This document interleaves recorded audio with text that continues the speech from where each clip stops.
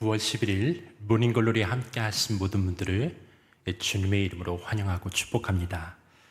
오늘은 바이블타임 59페이지입니다. 11일 본문 예레미야 18장입니다. 제목은 토기장이의 비유입니다. 본문 요약을 함께 읽겠습니다. 진흙과 토기장이 비유를 통해 온 우주를 운영하시는 하나님의 절대 주권과 회개하지 않는 유다 백성들에게 내려지는 심판을 이야기하고 있다. 18장과 19장은 두 가지 사건을 통해 주어진 하나님의 뜻과 그 해석, 그리고 예레미야의 고백과 탄식이 기록되어 있습니다. 18장은 예레미야가 토기장이의 집을 방문한 곳으로, 그리고 19장은 토기장이가 만든 토기 그릇을 깨트리는 것으로 그 상징 행위의 의미들을 밝혀주고 있습니다. 오늘 본문의 2절 4절입니다. 너는 어서 토기장이의 집으로 내려가거라. 거기에서 내가 너에게 나의 말을 선포하겠다. 그래서 내가 토기장이의 집으로 내려갔더니 토기장이가 마침 물레를 돌리며 일을 하고 있었다. 그런데 그 토기장이는 진흙으로 그릇을 빚다가 잘 되지 않으면 그 흙으로 다른 그릇을 빚었다. 예레미야는 토기장이의 집으로 내려가라는 하나님의 말씀을 듣고 예루살렘 근처 토기장의 집을 찾아갑니다. 토기장에는 주 재료인 진흙 뭉치를 물레라고 하는 것에다 올려놓고 차차 둥글게 돌려 그릇의 모양을 만들어 가죠. 그런데 토기장에는 물레를 돌리며 질그릇을 만들다가도 본인이 보기에 별로라고 여겨지면 가차없이 그걸 어떻게 하죠? 바로 부숴버리고 또다시 만드는 것을 주저하지 않습니다. 이처럼 이스라엘 백성들이 다루신 하나님 또한 다르지 않습니다. 토기장이가 더 나은 작품을 만들어내기 위해서는 자기가 지금 만들고 있었던 그 질그릇 모양을 뭉개지 않으면 안 됩니다. 비록 파상하고 부숴버렸지만 여전히 그 똑같은 진흙덩이의 재료를 가지고 다시 작업을 통해 아름다운 작품으로 거듭날 수 있게 되는 거죠. 6절 말씀입니다. 이스라엘 백성아, 내가 이 토기장이 와 같이 너희를 다룰 수가 없겠느냐. 나 주의 말이다. 이스라엘 백성아, 진흙이 토기장의 손 안에 있듯이 너희도 내 손 안에 있다. 하나님께서 우리 인생을 지그릇 빚어가시듯 우리 인생의 여러 상황 가운데서도 이리저리 하나님의 마음에 드는 작품으로 만들어가고 있다라는 거죠. 때로는 하나님 마음에 별로 들지 않으실 때면 짓뭉개기도 해요.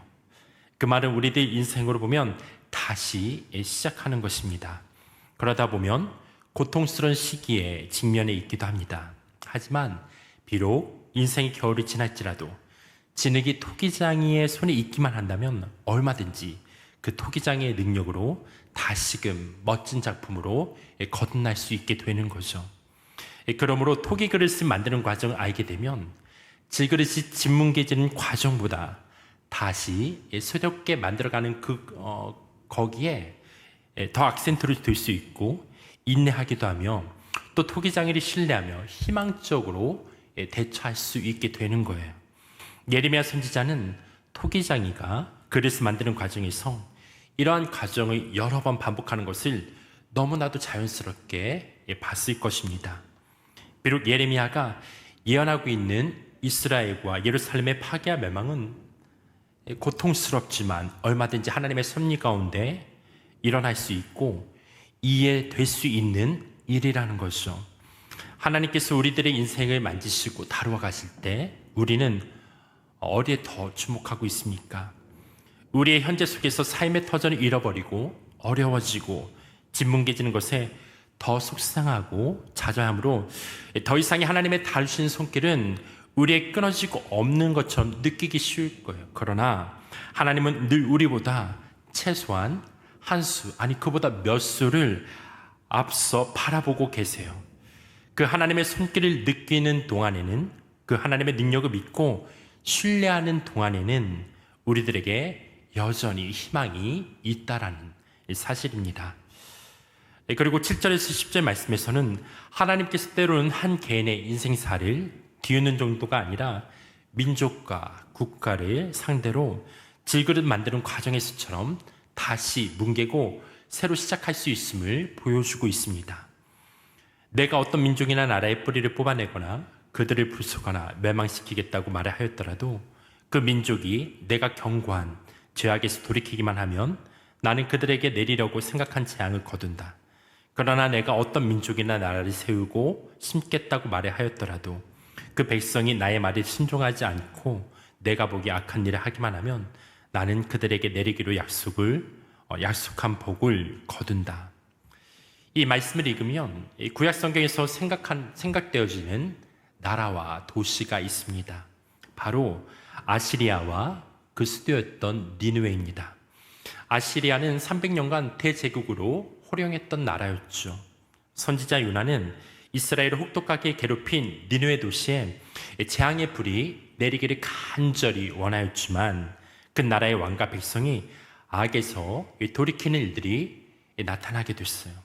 3일간 말씀을 전하며 다니라는 하나님의 말씀이 하루 동안 그렇게 선포되었음에도 왕과 그 백성들이 하나님을 믿고 금식을 선포하고 심지어 짐승들까지 굵은 베옷을 입으며 제 위에 앉았습니다.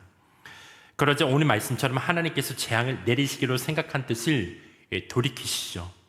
하지만 니느웨와 아시리아 나라에 대한 하나님의 함께 하심은 그리 오래 가지 않았습니다. 성경의 요나서 다음이 미가서이죠. 그 다음이 나홈서입니다. 나홈 선지자는 그의 예언을 통해 니느웨 도시가 이후 죄악에 물든 도시가 되어서 어떻게 철저하게 하나님께서 뽑고 부수고 멸하시게 되었는지 우리에게 상세하게 알려주고 있습니다. 그러므로 성경은 요나서와 나홈서 두 양면의 니느웨에 대한 하나님의 모습이 통하여서 이방 민족이든 간에 하나님의 목소리를 청종하고 그 악에서 돌이키기만 한다면 하나님께서는 재앙이 아니라 복을 내리고 싶어 하시는 분이심을 깨닫게 해줍니다. 그리고 11절과 12절입니다. 그러므로 너는 이제 유다 사람과 예루살렘 주민에게 전하여다. 나 주가 말한다. 내가 너희에게 내릴 재앙을 마련하고 있으며 너희를 칠 계획도 세우고 있다. 그러므로 너희는 어서 각기 자신의 사악한 길에서 돌이키고 너희의 행동과 행실을 고쳐라. 내가 이렇게 말하면 그들은 이르기를 그럴 필요 없다. 우리는 우리 생각대로 살아가겠다. 우리는 각자 자신의 악한 마음에서 나오는 고집대로 행동하겠다 할 것이다. 안타깝게도 유다 백성들의 마음은 이미 죄악으로 단단하게 굳어져 있었습니다. 그래서 미래를 제대로 읽을 수가 없었고 미래 영상을 분명하게 보여준 예레미야의 그 말씀에도 불구하고 그 경고에 대수롭지 않게 반응하는 대담함까지 드러내고 있습니다. 12절을 보면 이스라엘 백성들이 예레미야의 메시지를 듣고 그럴 필요가 없다라고 반응하고 있어요. 개역 성경에서는 이것을 헛되도다, 헛되니라고 표현했는데 이 말은 소망 없다라는 말이에요. 그렇게 하나님의 뜻에 따라 산다고 해서 무슨 소용이 있냐? 어떠한 소망이 있습니까? 도대체 하나님의 뜻에 따라 사는 것이 무슨 유익이 있겠습니까? 이렇게 반응했다라는 것이죠. 이와 같이 반응하는 동족 남방 유다 백성들을 보면서 선지자 예레미야는 깊은 절망감에 눈물을 흘릴 수밖에 없었던 것입니다. 사랑하는 성도 여러분, 우리들은 어떻습니까? 하나님의 말씀에 따라 살아가는 것이 우리 영혼과 삶에 유익하다는 것을 믿음으로 시인하고 받아들이며 정말 말씀을 듣고 그대로 순종하여 살아가려고 애쓰고 있습니까? 아니면 이스라엘 백성들처럼 도대체 하나님의 말씀대로 살아간다고 해서 무슨 유익이 있습니까? 어떠한 소망이 우리에게 주어집니까? 그렇게 반응하면서 여전히 자신의 고집대로 살아가고 있습니까? 기억하십시오. 우리는 진흙입니다. 진흙은 토기장이 되신 하나님의 뜻에 거부되면 다시 짓뭉개질 수밖에 없어요. 고통스럽습니다. 모든 것이 끝날 것처럼 생각이 될 때도 있습니다. 그러나 토기장이신 하나님은 자비의 손길로 다시 토기를 만들어 가시죠. 사랑하는 성도 여러분, 한 나라 한 민족의 흥망성쇠가 주님의 손에 달려있다라고 오늘 본문은 말해주고 있어요. 또한 우리 각자의 인생 또한 토기장이신 주님 손 안에 있음을 깨닫고 주님의 손에 우리의 삶을 의탁하며 겸손하게 주님과 동행하며 말씀에 순종하는 삶이 되길 주님의 이름으로 축원합니다. 이 시간 제가 기도하고 계속해서 개인 기도하는 시간을 갖겠습니다. 사랑의 하나님, 토기장의 작업장을 통해서 우리들에게 두신 하나님의 포기하지 않으시는 사랑의 손길을 거듭 확인하게 됩니다. 때로는 우리 삶 속에서 그렇게 또 하나님 말씀에 불순종하며 나아가게 될 때 토기장이 하나님께서 우리를 새롭게 만들어 가시는 그 작업이 고통스러웠겠지만은 그럼에도 불구하고 그 손길, 자비의 손길을 맺게 닫고 우리의 삶에 계속해서 세상이 아닌 하나님의 손에 의탁하며 나아갈 수 있는 삶이 될 수 있도록 주님 도와주십시오. 한 나라 한 민족의 흥망성쇠 또한 하나님의 손에 달려있지만 우리 각자의 인생사 그것도 하나님의 손에 있습니다. 오늘도 하나님의 사람들이 이 아침에 나와 주님 앞에 기도하게 될 때 우리의 삶을 온전히 주님 앞에 의탁하며 주의 음성을 듣고 순종하며 우리의 삶을 아름답게 만들어 가시는 주님과 함께 동행하는 삶이 될 수 있도록 주님 도우시기를 간절히 기도합니다. 이 아침에 하나님 앞에 또한 나와 기도하는 하나님의 백성들 축복하여 주십시오. 오늘 하루의 일상이 그렇게 또한 믿음의 일상으로 주님과 함께 동행하며 주의 뜻을 이뤄가는 그러한 복된 하루가 될 수 있도록 주님 축복하여 주옵소서. 이 시간 주님 앞에 의탁합니다. 예수님의 이름으로 기도했습니다. 아멘.